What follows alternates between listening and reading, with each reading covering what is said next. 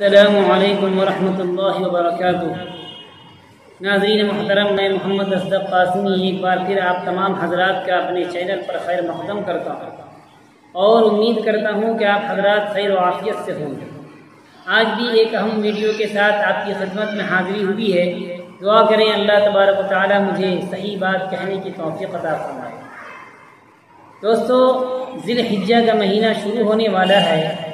اور 10 ذی الحجہ کو دنیا کے تمام مسلمان اللہ کی بارگاہ میں قربانی پیش کرتے ہیں۔ یہ قربانی اور یہ حج جو ہے حضرت ابراہیم علیہ السلام اور ان کے گھرانوں کی یادگار ہے۔ خود صحابہ کرام نے جب اللہ کے رسول صلی اللہ علیہ وسلم سے دریافت فرمایا، پوچھا کہ اے اللہ کے رسول یہ قربانی کیا ہے، تو اللہ کے رسول صلی اللہ علیہ وسلم نے فرمایا سنت ابیکم ابراہیم کی یہ قربانی تمہارے باپ حضرت ابراہیم علیہ السلام کی سنت ہے۔ تو اللہ تبارک و تعالیٰ نے یہ مقام اور مرتبہ جو حضرت ابراہیم علیہ السلام کو عطا فرمایا کہ ان کی سنت کو ادا کرنے کا حکم امت محمدیہ کو بھی دیا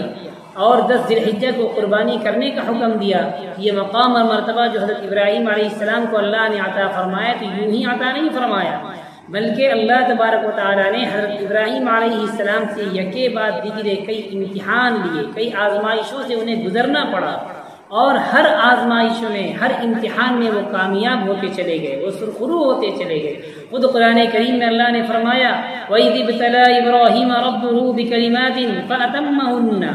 اور ہم نے ابراہیم علیہ السلام کو چند کلمات کے ذریعے سے آزمایا تو انہوں نے اس کو پورا کیا۔ تو وہ آزمائشیں، وہ امتحانات کیا ہیں، میں چاہتا ہوں مناسب معلوم بھی ہوتا ہے کہ قربانی کرنے سے پہلے یہ تمام تفصیل جو ہے آپ حضرات کے سامنے آ جائے، تاکہ آپ بھی جب قربانی کریں تو وہ جذبہ کہ اللہ کی خاطر ہر چیز کو قربان کرنے کا جذبہ، اللہ کے حکام پر اپنے آپ کو جھکانے کا جذبہ آپ کے اندر جو ہے حاضر ہو، مستحضر ہو۔ سب سے پہلے آپ دیکھیں حضرت ابراہیم علیہ السلام جس گھرانے میں پیدا ہوئے اس گھرانے کا کیا ماحول تھا۔ حضرت ابراہیم علیہ السلام کے والد محترم وہ صرف بتوں کی پوجا نہیں کرتے تھے، بلکہ بتوں کو پوجنے کے ساتھ ساتھ خود اپنے ہاتھ سے بت بنایا کرتے تھے، بتوں کو بناتے تھے اور انہیں فروخت کرتے تھے اور ان کی پوجا کرتے تھے۔ تو جب حضرت ابراہیم علیہ السلام کو اللہ تبارک و تعالیٰ نے نبوت عطا فرمائی اور حضرت ابراہیم علیہ السلام نے دیکھا کہ ان کے والد محترم یہ بے جان مجسمے، مورتی، بتوں کی پوجا کرتے ہیں، تو انہیں محبت سے سمجھایا۔ قرآن کریم نے بڑا اچھا نقشہ کھینچا ہے۔ قرآن کریم میں اذ قال لأبی یا ابت لم تعبد ما لا يسمع ولا يبصر ولا يغني عنك شيئا، جب ابراہیم علیہ السلام نے اپنے والد سے کہا کہ اے میرے ابا جان لم تعبد، آپ کیوں عبادت کرتے ہیں، ما لا يسمع ولا يبصر، اس چیز کی جو نہ سن سکتی ہے اور نہ دیکھ سکتی ہے، ولا يغني عنك شيئا، اور نہ آپ کے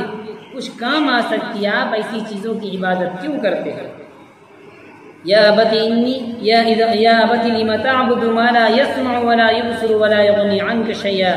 یا ابت انی قد جاءنی من العلم ما لم یأتک فاتبعنی اہدک صراطا سویا، کہ اے میرے والد، اے میرے ابو جان، میرے پاس علم ہے، اللہ نے مجھے علم عطا فرمایا ہے، مجھے نبوت عطا فرمائی ہے، لہذا جب علم میرے پاس ہے تو آپ میری اتباع کریں، میری بات مانیں۔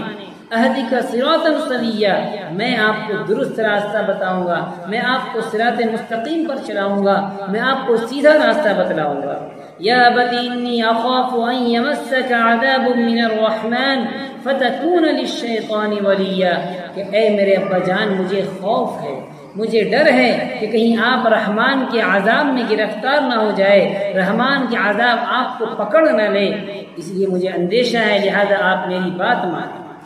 حضرت ابراہیم علیہ السلام نے اپنے والد کو ہر طرح سے سمجھایا، لیکن ان کے والد نے جواب دیا قال اراغب انت عن آلہتی یا ابراہیم، کہ کہ ابراہیم میں دیکھ رہا ہوں کہ تم ہمارے معبودوں سے پھرے ہوئے ہو، لئن لم تنتہی، اگر تم باز نہ آئے، ہمارے معبودوں کو برا بھلا کہنے سے باز نہ آئے تو میں تمہیں سنگسار کر دوں گا۔ اسی طریقے سے حضرت ابراہیم علیہ السلام نے اپنی قوم کے لوگوں کو سمجھایا، انہیں ایمان کی دعوت دی، اللہ پر ایمان لانے کے لیے کہا، ایک اللہ کی عبادت کی دعوت دی۔ قرآن کریم میں ہے اذ قال لأبيه وقومه ما هذه التماثيل التي انتم لها عاكفون،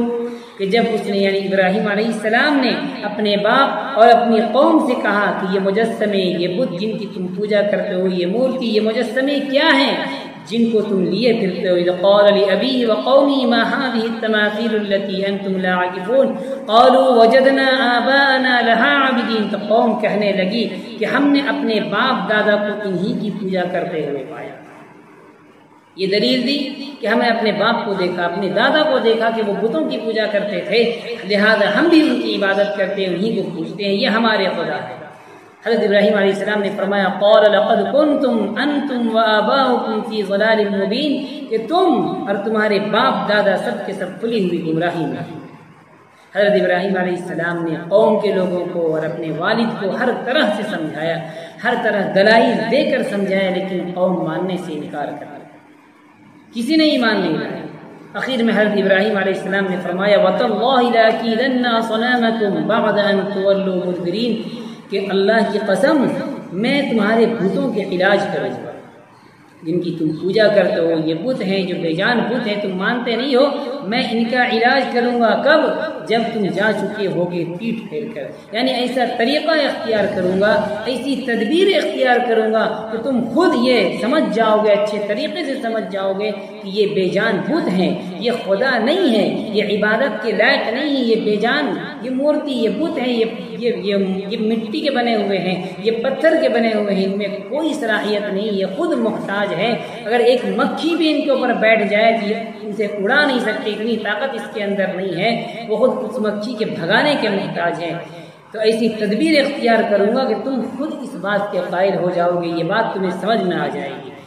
حضرت ابراہیم علیہ السلام نے کیا طریقہ اختیار کیا کہ قوم کے سامنے کہ انہیں اس بات کو باور دلانے کے لیے، یقین دلانے کے لیے کہ یہ بے جان بت ہے۔ انشاءاللہ اس کی تفصیل آئندہ ویڈیو میں حضرات ملاحظہ فرمائیں، اور پھر آئندہ ویڈیو میں جب حضرت ابراہیم علیہ السلام کا اور نمرود کا آمنا سامنا ہوا تو کیا گفتگو ہوئی، کیا باتیں ہوئی، کیا مکالمہ ہوا ہے، اور پھر نمرود نے کیا سزا تجویز کی حضرت ابراہیم علیہ السلام کے لیے، تمام تفصیل جو ہے آئندہ کی ویڈیو میں ہوگی۔ آپ حضرات آئندہ کی ویڈیو کا انتظار کریں، ملاحظہ فرمائیں۔ اللہ تبارک و تعالیٰ کہنے سننے سے زیادہ عمل کی توفیق عطا فرمائے۔ السلام علیکم ورحمۃ اللہ وبرکاتہ۔